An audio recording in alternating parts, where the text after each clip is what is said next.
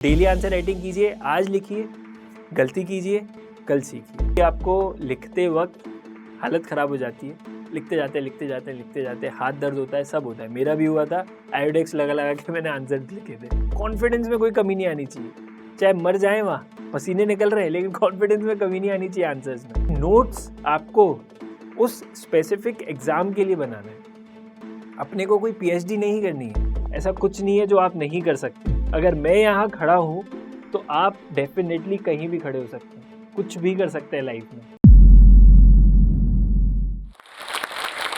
Hi, this is Shubham Agrawal, IPS 2021 got AIR 153 in CSE 2020। तो अभी मैं आपको कुछ स्ट्रेटेजी बताना चाहूँगा कि how I cleared my UPSC exam with 5 attempts, 5 mains and 2 interviews. This was my 7 years journey. तो शायद ऑलमोस्ट हर टाइप की चीज़ मैंने ट्राई कर ली थी। तो मैं आपको बहुत सारी अपनी गलतियां बताऊंगा और बहुत सारी चीज़ें जो मैंने सीखी हैं, ताकि आप लोग जो मैंने 5 अटेम्प्ट में जाके सीखा वो स्टार्टिंग से ही उन्हें अप्लाई कर सकें। मेरे जैसे कईयों लोग टॉक देते हैं, कईयों लोग स्ट्रैटेजी बताते हैं, but choose what suits you. Do not imitate anyone, do what you feel comfortable in. ये ध्यान रखना बहुत अच्छे से। तो स्टार्टिंग विथ प्रीलिम्स। तो प्रीलिम्स की स्ट्रैटेजी 4 पार्ट्स में होती है, ठीक है। पहला पार्ट है books and how to read books.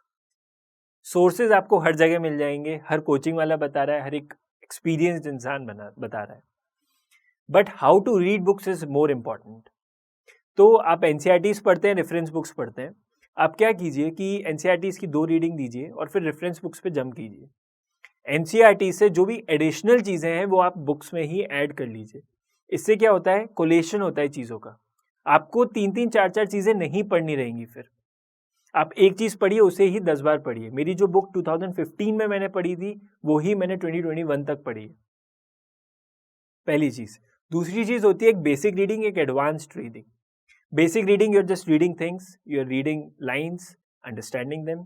Advance क्या होता है, रीडिंग दोस ट्रिकी थिंग्स जो आपको वहाँ कंफ्यूज करती है एग्जाम में, जो आपको याद नहीं आती है। तो जैसे आप पॉलिटी पढ़ते हैं तो कई बार आप पार्लियामेंट पढ़ेंगे तो उसमें प्रेसिडेंट कभी आता है, कभी पार्लियामेंट आता है, कभी प्राइम मिनिस्टर आता है, बड़ा कंफ्यूजन होता है। तो ऐसे पॉइंट्स को आप मार्क करिए और ध्यान रखिए कि यहाँ पे ऐसा है। जब आप एक्चुअली में वहाँ एग्जाम देंगे तो आपको कोई दिक्कत नहीं आएगी, क्योंकि आपने वो जो ट्रिकी और डिफिकल्ट चीज़ें उन पर ज़्यादा फोकस किया था। ये बहुत छोटी छोटी ट्रिक्स लगती है, लेकिन it help me a lot. क्योंकि लक्ष्मीकांती ले लो तो मैंने 101 बार तो पढ़ी ली होगी 7 साल में, फिर भी कईयों लोगों को इतना पढ़ने के बाद भी याद नहीं रहती। मुझे भी सब चीज़ें याद नहीं रह सकती, बट वो जो एडवांस रीडिंग होती है वो कहीं ना कहीं आपको हेल्प करती है।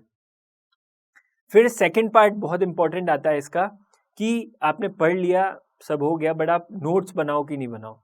मैं पर्सनली प्रेफर ये करता हूँ, प्रीलिम्स में नोट्स बनाने का इतना फ़ायदा नहीं होता है, क्योंकि आप नोट्स बना भी लेंगे तो आप उन्हें पढ़ेंगे, कुछ ना कुछ छूट जाएगा। और प्रीलिम्स में क्या आता है वो शायद UPSC ही जानता है, हम तो नहीं जान सकते।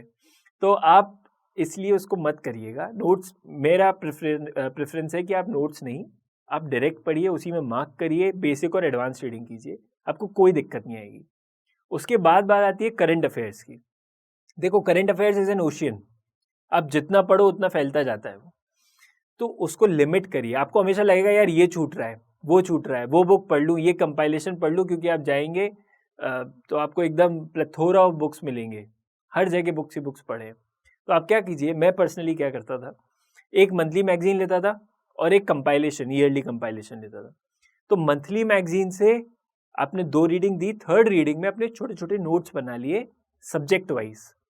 सब्जेक्ट वाइज क्या हुआ, पॉलिटी, ज्योग्राफी एक्सेट्रा। तो आपने क्या हुआ कि नोट्स बनाए। उन नोट से क्या फायदा होता है, जब आप पढ़ते हैं तो आप उन्हें 10 बार पढ़ सकते हैं और आप वही ज्यादा पढ़ेंगे जो जिसकी चांसेस ज्यादा है आने के लिए। अब क्वेश्चन ये है कि पता कैसे चले कि क्या इंपॉर्टेंट है क्या नहीं है। तो उसके लिए बहुत इंपॉर्टेंट एक और पार्ट आता है कि PYQ analysis. Previous year question से आपको ये नहीं सीखना कि ये पार्ट ज्यादा आ रहा है, बट इस टाइप के क्वेश्चन ज्यादा आ रहे हैं, किस टाइप के पैटर्न में क्वेश्चंस पूछे जाते हैं। तो जब आप पढ़ते हैं तो उस चीज पे ज्यादा ध्यान दिया जाता है। ये बहुत ही इंपॉर्टेंट एस्पेक्ट है आपकी प्रिपरेशन का। This is called smart preparation. जो कि मैंने शायद 2 अटेम्प्ट में नहीं की थी, स्टार्टिंग में मैंने 3rd 4th में सीखी थी। तो ये मेरी गलती थी, आप मत कीजिएगा। फिर एक और बहुत इंपॉर्टेंट पार्ट है न्यूज़पेपर। न्यूज़पेपर क्या होता है कि Hindu, Indian express and what not बड़े बड़े होते हैं, किसी को समझ नहीं आ रहा है कि क्या पढ़ना है, क्या करना है। आप प्रीलिम्स के लिए नोट्स न्यूज़पेपर से मत बनाइए, क्योंकि मैंने बनाए थे एंड जब 1st 2nd अटेम्प्ट में बनाए थे तो इतने बड़े नोट्स हो गए थे, और वो जो नोट्स थे वो कोई काम नहीं आए, क्योंकि आप रिवाइज कैसे करोगे। तो जब भी आप कोई भी नोट्स बना रहे हो, ये ध्यान रखिए कि आप उन्हें रिवाइज कर सकते हैं, कि आप उन्हें रिटेन कर सकते हैं, क्योंकि नोट्स आपको उस स्पेसिफिक एग्जाम के लिए बनाना है। अपने को कोई पीएचडी नहीं करनी है, एग्जाम क्लियर करना है। Keep that in mind.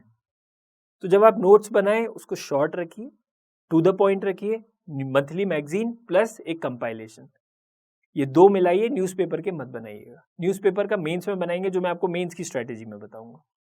Clear? उसके बाद बात आती है test solving, which I consider as the second most important thing after studying. बहुत इंपॉर्टेंट पार्ट है प्रीलिम्स प्रिपरेशन का। टेस्ट जो मोस्टली जितने एस्पिरेंट से मैंने बात की है इंस्टा या टेलीग्राम के थ्रू, तो वो क्या करते हैं, टेस्ट सॉल्व किया एनी कोचिंग, और बाद में जो सॉल्यूशन है वो देखते हैं और उनसे क्या करते हैं कि यार इसको भी रीड कर लेता हूँ और नॉलेज ले लेता हूँ। तो आपकी रीडिंग और टेस्ट सॉल्विंग में कोई फ़र्क नहीं रह जाता है। आपको करना क्या है एक्चुअली में, आपने उससे टेस्ट सॉल्व किया, ठीक है, आपने देख लिया क्या गलत है क्या सही है। आप क्या कीजिए, क्वेश्चंस को 3 पार्ट में डिवाइड कीजिए, कॉन्सेप्चुअल, एनालिटिकल एंड अननोन, और फिर ये देखिए कि आपके किस पार्ट का क्वेश्चन ज़्यादा गलत हो रहा है और सही हो रहा है, पहली चीज़। तो इससे आपको ये समझ में आएगा आपको किस एरिया पे काम करना है। सेकेंड मोस्ट इंपॉर्टेंट चीज़ ये है कि आप ये समझिए कि आप गलत क्यों कर रहे हैं आंसर्स। आप में ऐसी क्या टेक्निक अप्लाई कर सकते हैं कि वो आंसर सही हो जाए। इसलिए मैं आपको 5 चीज़ें बहुत इंपॉर्टेंट बताता हूँ। तो जो 5 इंपॉर्टेंट चीज़ें हैं प्रीलिम्स टेस्ट सॉल्विंग के लिए, वो ये है, पहला, क्वेश्चन को फेस वैल्यू पे लीजिए, उसको इजी समझेंगे आप हल्के में ले लेंगे उसको और गलत कर देंगे। डिफिकल्ट समझेंगे तो इतना ज़्यादा दिमाग लगा देंगे, गलत कर देंगे। उसको शांति से पढ़िए और फेस वैल्यू पे लीजिए, very important first point. Second point, question के कीवर्ड्स और पेरिफेरल कीवर्ड्स, 2 चीज़ें होती हैं। कीवर्ड क्या होता है कि जो इंपॉर्टेंट दिख ही रहा है, बट पेरिफेरल कीवर्ड्स बहुत इंपॉर्टेंट होते हैं, कई बार वो आंसर दे देते हैं आपको। कैसे? एक क्वेश्चन था कि with reference to economic history of India, mahajanapada something कुछ था यूपीएससी में। तो वो सब लोग महाजनपद पे तो फोकस किए, इकोनॉमिक पे उतना फोकस नहीं किए। इकोनॉमिक पे फोकस नहीं किए तो जो एक और पॉइंटर था, एक ऑप्शन था जिसमें उसने कल्चरल एंगल दिया था, तो वो पूछी इकोनॉमिक एंगल रहा है, आप कल्चरल पे जा ही कर रहे हो। बट अपन क्या करते हैं, महाजनपद, महाजनपद में तो ये हुआ था, तो अपन वो ऑप्शन ले लेते हैं। तो remember, keywords and peripheral keywords, second point. Third important point is कि क्वेश्चंस एंड ऑप्शंस को रिलेट करना। क्वेश्चन में जो है ना, आप बहुत केयरफुली रीड कीजिए और उसको ऑप्शन से रिलेट कीजिए। कहीं ना कहीं कभी कॉन्ट्रडिक्शन आ जाते हैं या फिर कभी सिंक आ जाता है। और फोर्थ भी कि inter relation of options, question with option and inter relation of options in itself, ये 2 चीजों में आपको कॉन्ट्रडिक्शंस और सिंक दोनों दिखते हैं। अगर आप ये दोनों चीजें समझ जाते हैं तो आपको इजी हो जाता है आंसर निकालना। मैं आपको यहाँ एग्जाम्पल्स बहुत सारे दे सकता हूँ, लेकिन आप ये समझिए कि जैसे आज आप यूपीएससी का पेपर देखिएगा, मैं भी 2022 का देख रहा था, तो मैं किसी के साथ सॉल्व ही कर रहा था। तो आप बहुत बेसिक माइंड अप्लाई कीजिए, जिसको मैं पर्सनली 5th पॉइंट कहता हूँ, इंटेलेक्चुअल कॉमन सेंस। तो जो कॉन्ट्रडिक्शन और वो है, अपन क्या करते हैं, वो अपन ने पढ़ा है, उस बुक में पढ़ा है, यार मुझे याद था ये, लेकिन आप वहीं गलती कर जाते हैं। आप सिर्फ इंटेलेक्ट अप्लाई कर रहे हैं, कॉमन सेंस नहीं। दोनों को मिलाइए। आपको जो भी आता है, आपने जो भी पढ़ा है, उसमें आप अगर कॉमन सेंस अप्लाई कर देंगे तो आपका बहुत बेटर आंसर आता है। इसलिए सबसे important last point, probability. Never go कि ये तो एब्सोल्युटली यस है या ये एब्सोल्युटली नहीं है। गो विथ प्रोबेबिलिटी, कि ज्यादा सही होने की प्रोबेबिलिटी और ना होने की प्रोबेबिलिटी। अगर आप प्रोबेबिलिटी पे जाएंगे तो आप एलिमिनेट कर सकते हैं। वो कन्वेंशनल मेथड खत्म हो गई कि ओनली ऑल, क्योंकि यूपीएससी इज़ वेरी स्मार्ट, वो जान गया कि आप लोग उसे एलिमिनेट कर देते हैं। तो इसलिए कन्वेंशनल नहीं, अप्लाइड पे जाइए। क्वेश्चन का रिलेशन एंड कीवर्ड्स, ये जो 5 चीज़ें हैं, अगर आप प्रीलिम्स में टेस्ट सॉल्विंग में अप्लाई करेंगे तो मेरे पर्सनली 20 to 30 मार्क्स बढ़े थे इससे, आपके भी बढ़ सकते हैं, और मैंने बहुत लोगों को ये बताया है, उनके कईयों लोगों के बढ़े हैं। तो प्लीज़ ट्राई कीजिए और अप्लाई करने की कोशिश कीजिए। सेकंड जो स्टेज होती है वो होती है मेंस। मेंस में क्या होता है कि अगेन 4 पार्ट्स होते हैं। पहला होता है कि सोर्स एंड नोट मेकिंग। तो सोर्सेस क्या थे, मेरे पर्सनली मैं ज़्यादा इधर उधर नहीं भागता था, मेरा विजन वैल्यू एडिशन मटेरियल था और अपना इंटरनेट, मैंने देखा, समझा और नोट्स बना लिए। अब नोट्स बनाने के टाइम आप 5 चीज़ें ध्यान रखिएगा। व्हाट इज़, कि वो क्या चीज़ है, व्हाट इज़ मतलब डेफिनेशन और about it. Second is issues relating to that particular whatever topic is, solutions for it. Fourth is fact. अब फैक्ट में क्या करते हैं अपन, हर फैक्ट लिखने की कोशिश करते हैं, नहीं, 3-4 फैक्ट लिखिए। आप ये समझिए कि आप जब नोट्स बना रहे हैं आपको लिखने क्या है, 250 वर्ड्स मैक्स। 5वां होता है क्या, गवर्नमेंट स्कीम, कोई भी गवर्नमेंट इनिशिएटिव, स्कीम्स एक्सेट्रा। तो ये जो 5 चीज़ें ये बहुत इंपॉर्टेंट है। आप जब 5 चीज़ें ये करेंगे और उसके बाद ये देखिएगा आपका इनपुट आउटपुट रेशो क्या है, जो कि बहुत इंपॉर्टेंट है। आप कुछ भी कर रहे हैं एक्टिविटी, इनपुट अगर आप दे रहे हैं 2 घंटे तो आपका आउटपुट 4 घंटे का आना चाहिए। क्लियर? तो जब आप नोट्स बना रहे हैं आप ये ध्यान रखिए, आपको प्लेथोरा ऑफ नोट्स नहीं बनाने हैं कि मैं बनाया जा रहा हूँ। नोट्स बनाने की 3 स्टेजेस है। पहला होता है आपने नोट्स बना लिए अच्छे डिटेल्ड फॉर्म में, ताकि आपको एक नॉलेज ग्रेस्प हो जाए मेंस के लिए। और मेंस के लिए नोट्स बनाना अटमोस्ट इंपॉर्टेंट है। Topic wise you have syllabus, read thoroughly syllabus and make topic wise notes. अब बात आती है कि मेंस में न्यूज़पेपर की। तो मैं पहले क्या करता था, रिसर्च करने लगता था, और आप लोग भी बहुत लोग करते होंगे, 4-4 घंटे लगे न्यूज़पेपर पढ़ने। Newspaper is very important, I am not disagreeing that fact. Problem is जब आप उसको ओवर टाइम दे देते हैं। आप क्या कीजिए, न्यूज़पेपर उठाइए और उससे 3 चीज़ें निकालिएगा। पहली चीज़ है कोई अच्छी केस स्टडी हो relating to whatever, and case study ऐसी हो जो कि आप थोड़ा ज़्यादा यूज़ कर पाए। GS 1, 2, 3, 4 कहीं भी यूज़ कर ले। मैंने ऐसी बहुत सारी केस स्टडी ढूंढी थी। Second is some authoritative statements, कोई बड़े जो एक्सपीरियंस्ड स्कॉलर्स और राइटर्स होते हैं जो बहुत अच्छा लिखते हैं, तो वो पेपर में जब आएगा या फिर आप रैंडमली कहीं भी पढ़ेंगे तो आपको ये समझ आएगा कि उनको आपको यूज़ कैसे करना है। तो आप उनको लिखिए, वो भी सब्जेक्ट वाइज। मैं कैसे बनाता था नोट्स, अब डिजिटल वो वन नोट वगैरह मुझसे इतना ऑर्गेनाइज नहीं हो पा रहा था, तो मैंने क्या किया, मोबाइल सबके पास है और उसमें नोट ऐप होती है, नोट्स ऐप होती है, सबके पास होती है वो ऑलमोस्ट। तो आप उसमें क्या कीजिए, मैंने GS 1, 2, 3, 4 उसमें सोसाइटी, ज्योग्राफी एक्सेट्रा सब सब्जेक्ट्स डिवाइड किए, और जो न्यूज़ मुझे जब लगती थी मैं उसमें वही नोट डाउन कर लेता था और फिर उसमें एडिशन करता जाता था। इससे फ़ायदा क्या हुआ, the news is on my tips, कि मैं सो रहा हूँ उससे पहले थोड़ा सा देख लिया, सोच लिया इसको यहाँ अप्लाई कर सकता हूँ, वहाँ अप्लाई कर सकता हूँ, किस सब्जेक्ट में अप्लाई कर सकता हूँ, कोई क्वेश्चन आया हो उसमें अप्लाई कर सकता हूँ। तो जब इसके बाद आंसर राइटिंग जो होती है, very important part of mains, 20 question, GS की बात कर रहा हूँ, 20 क्वेश्चन जो कि आपको लिखते वक्त हालत ख़राब हो जाती है, लिखते जाते, हाथ दर्द होता है, सब होता है। मेरा भी हुआ था, आयोडेक्स लगा के मैंने आंसर लिखे थे, और बहुत लोग लिखते हैं मेरे जैसे। तो जब वहाँ पे आप लिखते हो तो ये जो प्रिपरेशन मैंने आपको बताई है, topic wise notes, current affairs and answer writing, ये बहुत हेल्प करती है। आंसर राइटिंग कैसे करनी है, टेस्ट सीरीज है और डेली आंसर राइटिंग है।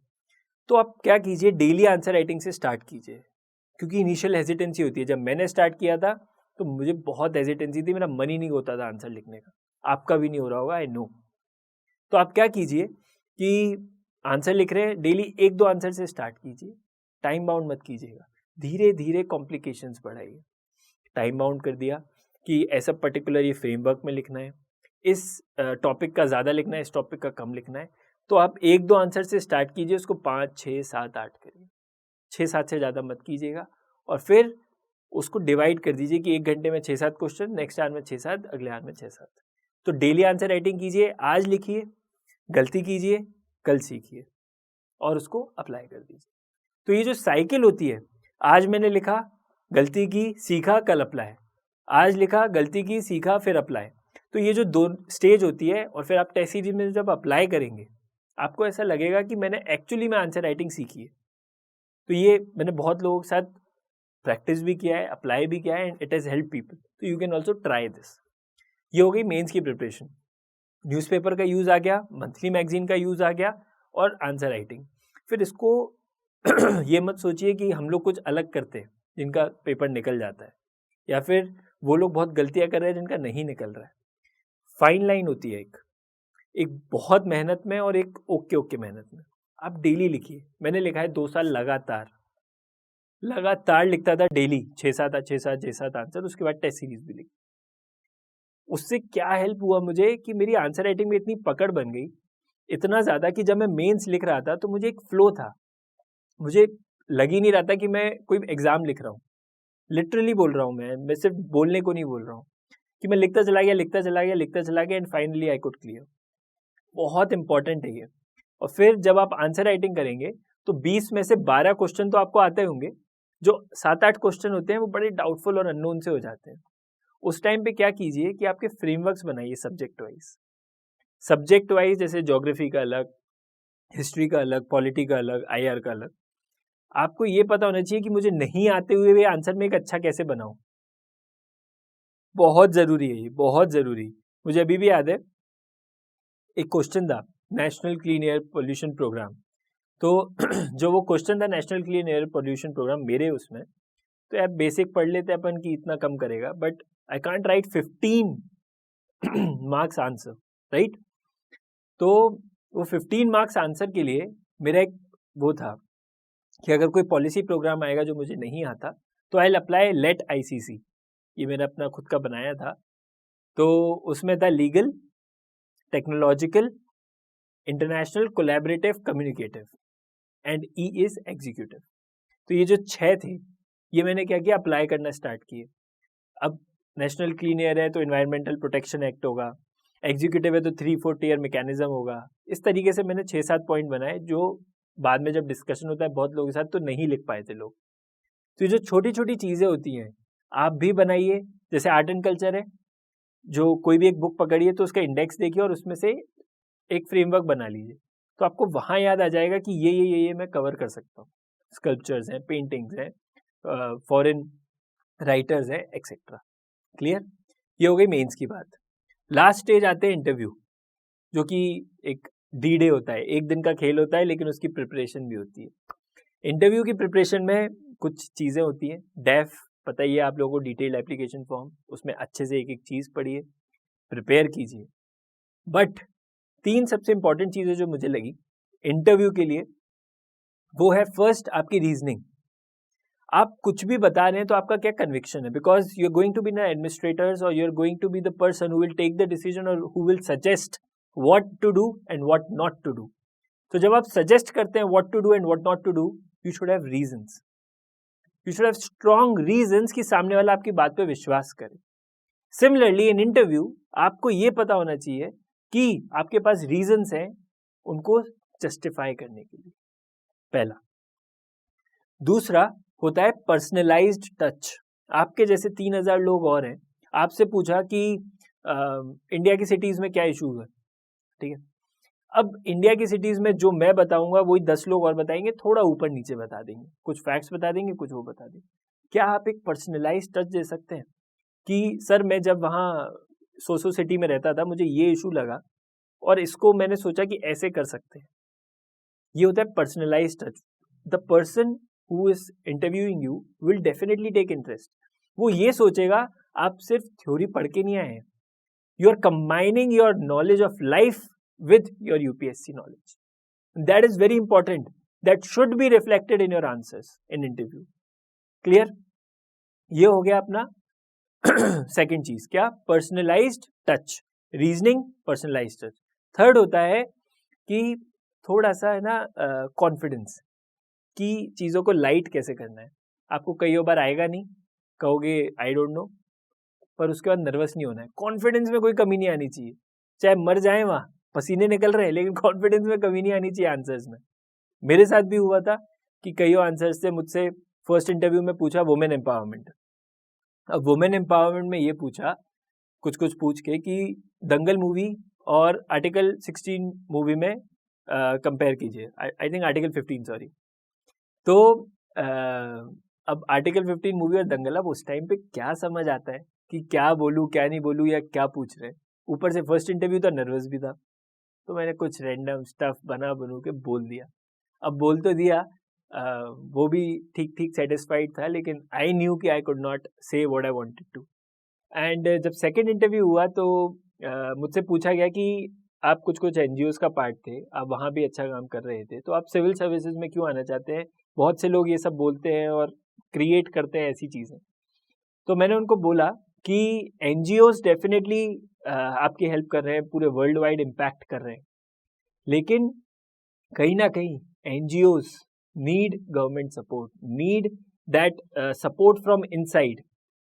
कि मैं जब जाऊँ किसी गवर्नमेंट ऑफिस में एज एन एनजीओ पर्सन, मुझसे ज़्यादा वो एक्साइटेड रहे, बिकॉज मैं तो एक पर्सन हूँ, लेकिन ही और she is a public servant. They are born to serve people. तो जब वो पीपल को सर्व करने के लिए ही है, तो वो एनजीओ वाले से ज़्यादा एक्साइटेड होने चाहिए to serve, to help NGO people.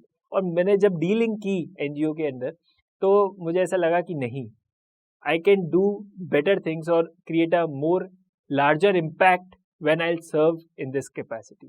And eventually जो उन्हें पसंद आया नहीं आया, आई डोंट नो, बट अच्छा आंसर रहा और मुझे अंदर से फील हुआ मैंने अच्छा किया। तो remember these words and try to imbibe. ऐसा कुछ नहीं है जो आप नहीं कर सकते। अगर मैं यहाँ खड़ा हूँ, ये ध्यान रखना लाइन, अगर मैं यहाँ खड़ा हूँ तो आप डेफिनेटली कहीं भी खड़े हो सकते हैं, कुछ भी कर सकते हैं लाइफ में।